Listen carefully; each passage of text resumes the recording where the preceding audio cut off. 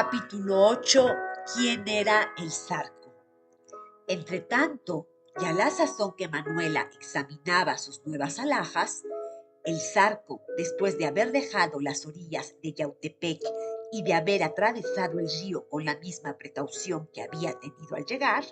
se dirigió por el amplio camino de la hacienda de Atlihuayán al montañoso por donde había descendido y que conducía a Xochimancas. Era la medianoche y la luna, entre espesos nubarrones, dejaba envuelta la tierra en sombras. La calzada de Atlihuayán estaba completamente solitaria y los árboles que la flanquean por uno y otro lado proyectaban una obscuridad siniestra y lúgubre, que hacían más densa los fugaces y pálidos arabescos que producían los cocuyos y las luciérnagas. El bandido, conocedor de aquellos lugares, acostumbrado, como todos los hombres de su clase, a ver un poco en la oscuridad, y más que todo, fiado en la sensibilidad exquisita de su caballo, que al menor ruido extraño aguzaba las orejas y se detenía para prevenir a su amo, marchaba paso a paso, pero con entera tranquilidad, pensando en la próxima dicha que le ofrecía la posesión de Manuela. Por fin, aquella hermosísima joven, cuya imagen había enardecido sus horas de insomnio durante tantos meses, cuyo amor había sido su constante preocupación, aun en medio de sus más sangrientas y arriesgadas aventuras, y cuya posesión le había parecido imposible cuando la vio por primera vez en Cuernavaca y se enamoró de ella, iba a ser suya, enteramente suya. Iba a compartir su suerte y hacerle saborear los dulcísimos deleites del amor. A él, que no había conocido hasta allí verdaderamente más que las punzantes emociones del robo y del asesinato. Su organización grosera y sensual, acostumbrada desde su juventud al vicio, conocía, es verdad, los goces del amor material, comprados con el dinero del juego o del robo, arrancado en medio del terror de las víctimas, en una noche de asalto en las aldeas indefensas. Pero el zarco sentía que no había querido nunca ni había deseado a una mujer con aquella exaltación febril que experimentó desde que comenzó a ver a Manuela, asomada a su ventana, desde que la oyó hablar, y más todavía desde que cruzó con ella las primeras palabras de amor. Jamás, desde que siendo niño todavía abandonó el hogar de su familia, había sentido la necesidad imperiosa de unirse a otro ser, como la sentía ahora de unirse a aquella mujer tan bonita y tan apasionada, que encerraba para él un mundo de inesperadas dichas. Así repasando en su memoria todas las escenas de su niñez y de su juventud, encontraba que su carácter bravío y duro había rechazado siempre todo afecto, todo cariño, cualquiera que fuese, no habiendo cultivado sino aquellos de que había sacado provecho. Hijo de honrados padres, trabajadores en aquella comarca, que habían querido hacer de él un hombre laborioso y útil, pronto se había fastidiado del hogar doméstico, en que se le imponían tareas diarias o se le obligaba a ir a la escuela, y aprovechándose de la frecuente comunicación que tienen las poblaciones de aquel rumbo con las haciendas de caña de azúcar, se fugó, yendo a acomodarse al servicio del caballerango de una de ellas. Allí permaneció algún tiempo, logrando después, cuando ya estaba bastante diestro en la equitación y en el arte de cuidar los caballos, colocarse en varias haciendas, en las que duraba poco, a causa de su conducta desordenada, pues Aragán por naturaleza y por afición apenas era útil para esos trabajos serviles, consagrando sus largos ocios al juego y a la holganza. Por lo demás, en todo ese tiempo no recordaba haber sentido ni simpatía ni adhesión a nadie, permaneciendo poco tiempo en cada lugar, sirviendo por pocos días en cada hacienda y cultivando relaciones de caballeriza o de juego, que duraban un instante y que se alteraban con frecuentes riñas que las convertían en enemistades profundas. Él verdaderamente no había tenido amigos, sino compañeros de placer y de vicio. Al contrario, en aquellos días su carácter se formó completamente y ya no dio cabida en su corazón más que a las malas pasiones. Así, La servidumbre consumó lo que había comenzado la holgazanería, y los instintos perversos que no estaban equilibrados por ninguna noción de bien acabaron por llenar aquella alma oscura como las algas infectas de un pantano. Él no había amado a nadie, pero en cambio odiaba a todo el mundo. El hacendado rico cuyos caballos ensillaba y adornaba con magníficos jaeces, al obrero que recibía cada semana buenos salarios por su trabajo, al labrador acomodado que poseía fecundas tierras y buena casa, a los comerciantes de las poblaciones cercanas que poseían tiendas bien abastecidas y hasta a los criados que tenían mejores sueldos que él.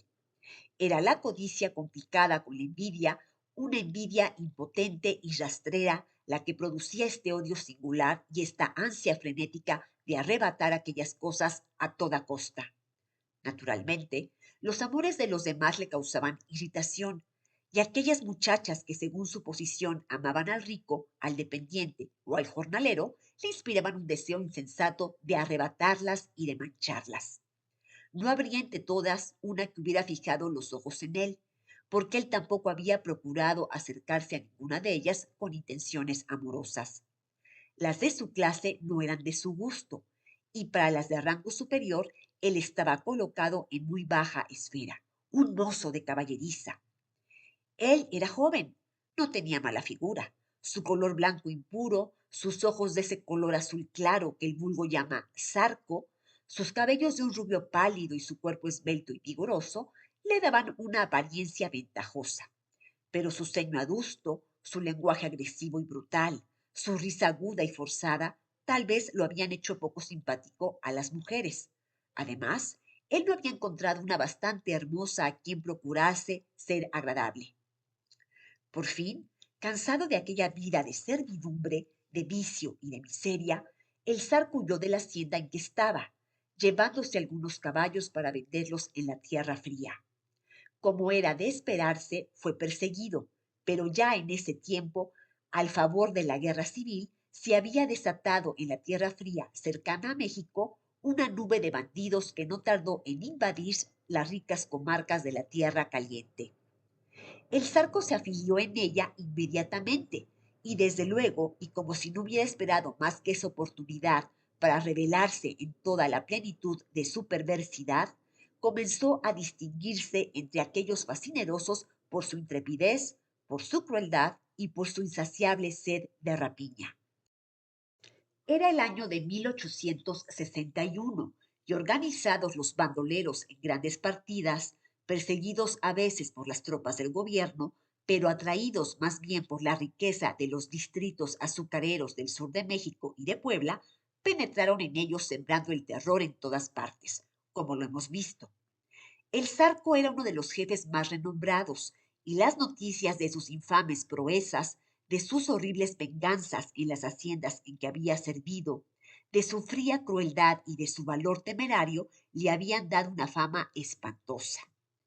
Obligadas las tropas liberales, por un error lamentable y vergonzoso, a aceptar la cooperación de estos bandidos en la persecución que hacían al faccioso reaccionario Márquez en su travesía por la Tierra Caliente,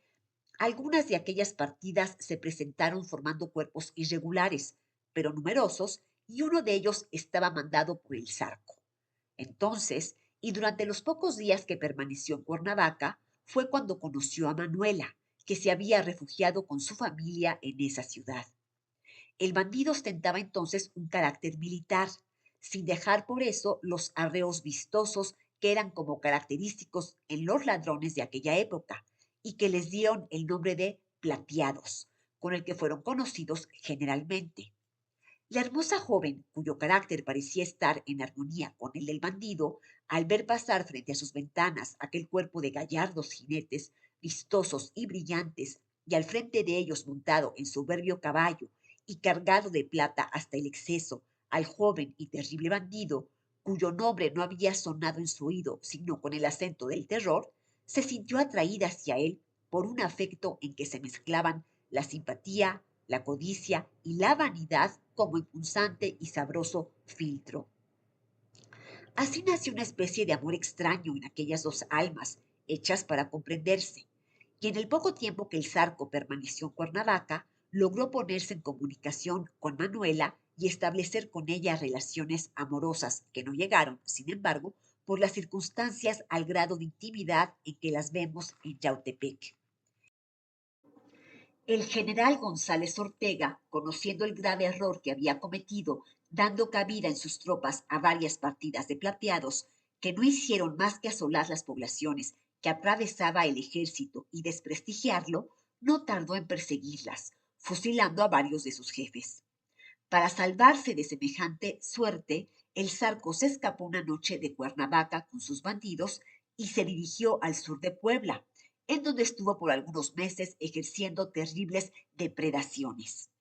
Por fin, los plateados establecieron su guarida principal en Xochimancas, y el Zarco no tardó en saber que Manuela había vuelto a Yautepec, en donde residía con su familia. Naturalmente, procuró desde luego reanudar sus relaciones apenas interrumpidas y pudo cerciorarse de que Manuela le amaba todavía. Desde entonces comenzó esa comunicación frecuente y nocturna con la joven, comunicación que no era peligrosa para él, dado el terror que infundía su nombre y dadas también las inteligencias que cultivaba en la población, en donde los bandidos contaban con numerosos emisarios y espías. Entretanto, sus crímenes aumentaban de día en día. Sus venganzas sobre sus antiguos enemigos de las haciendas eran espantosas, y el pavor que inspiraba su nombre había acobardado a todos. Los mismos hacendados, sus antiguos amos, habían venido temblando a su presencia a implorar su protección y se habían constituido sus humildes y abyectos servidores. Y no pocas veces él, antiguo mozo de estribo, había visto tener la brida de su caballo al arrogante señorón de la hacienda a quien antes había servido humilde y despreciado. Semejantes venganzas y humillaciones fueron harto frecuentes en esa época, gracias a la audacia y número de los bandidos, cuyo poder era ilimitado en aquella comarca infortunada,